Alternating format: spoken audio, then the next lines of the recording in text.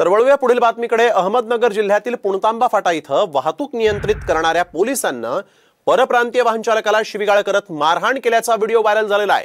हा पोलीस कर्मचारी हातातील लाकडी दांडक्याने वाहन चालकाला मारहाण करत होता।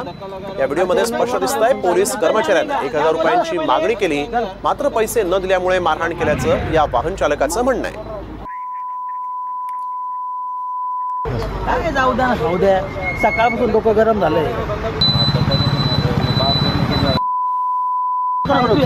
नको धक्का मार रहे बोले तो आप धक्का लगा रहे हो। अरे तेरे नहीं बोल रहा सुनता निकल जाने का क्या बोला मैं पहले चल बाकी आप मारना तो है।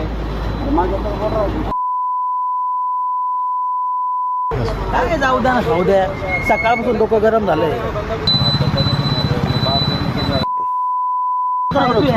नको धक्का मार रहे बोले तो आप धक्का लगा रहे हो। अरे तेरे नहीं बोल रहा सुनता निकल जाने का क्या बोला मैं पहले चले जाएंगे बाकी आप मारना तो है।